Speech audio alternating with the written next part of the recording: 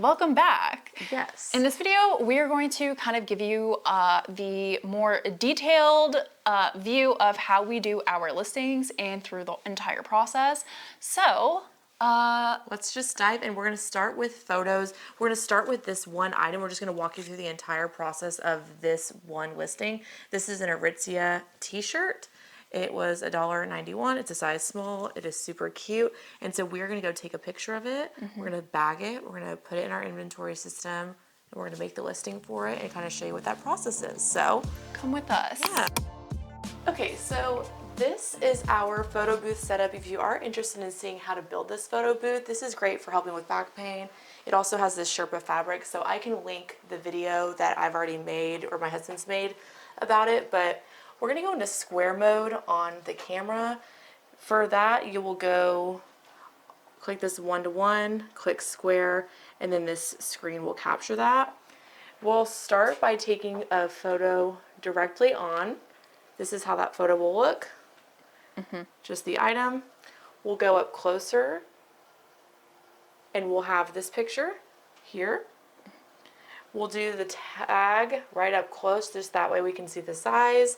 Pretty self-explanatory. If it's a graphic pattern, I like to just do the t-shirt pattern itself. And then we'll do measurements. So you don't have to do measurements. We like to do measurements. This is our pit-to-pit measurement. Take a picture of that.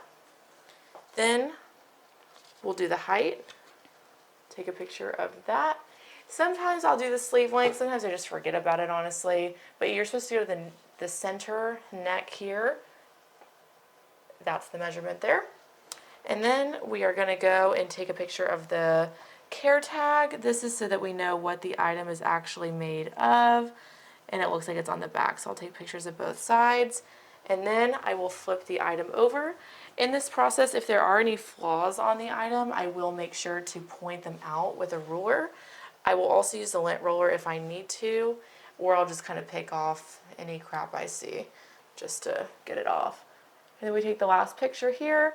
And then if there's a logo, like if it's something that has a little graphic here, I'll take a picture of that and anything else. And then in terms of folding, I will just fold the sleeves over. This is no matter how big or small the item is, about yay wide. And then I fold an item into thirds. And then I have these 10 by 13 Ziploc bags that I'll open up. I'll slide the item in. I'll take all the air out, close it up. I have SKUs over down here. This one is B610. I'll place that on the Ziploc bag. I will grab the camera and I will take a picture of the entire bag. At that point, the bag is going to go into one of these mini boxes. It's kind of chaotic right now, but you'll see how we have them down here. Here's all of the SKUs, and then they'll all get lined up. And depending on like this box, for example, this is really thick, so we couldn't fit that many items in here, but an average box for us will fit about 15 to 30 items. But again, if it's like ties, you can fit a lot of items. If it's thicker things, maybe only 15 to 20. So that's what we do there, and then we will take you onto the listing process. We'll just put this in a box, but not this box, but for now, it's gonna live there. Also, I forgot to mention, if you have any items with pilling, get yourself a little fabric shaver. These are awesome. Okay, so now we are in the garage. You'll see there's all of these boxes over in here.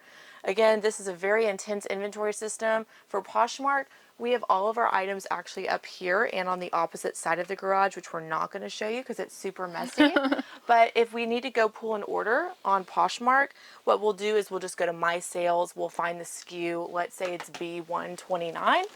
I'll just go up barely and I'll grab the item, and this is going to get ready to mail out. And I'll show you how we mail items out because we actually have some things to mail. We don't take the item out of this bag. So we just kind of put the bag in and we don't reuse these.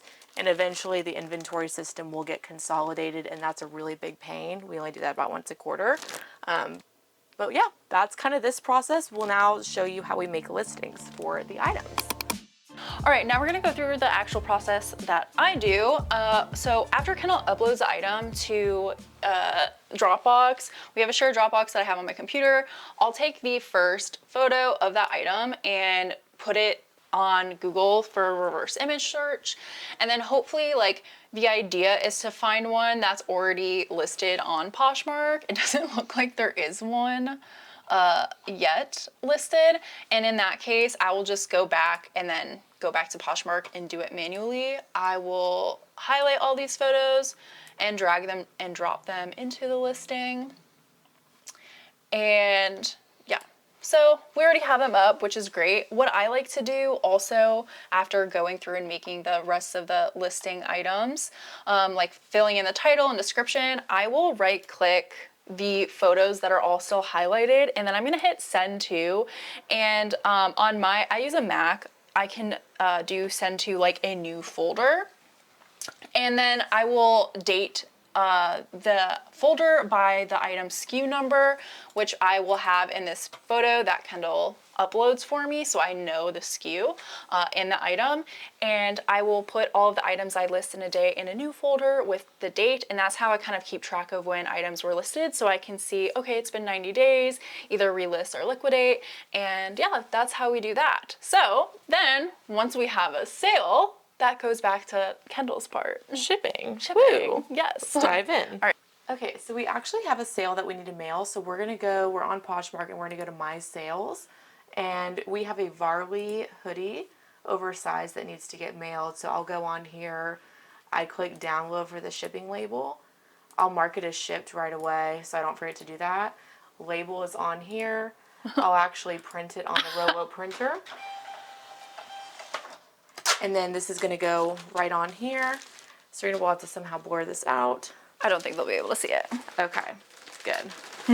And then I have these cute little blue mailers that I will put them in.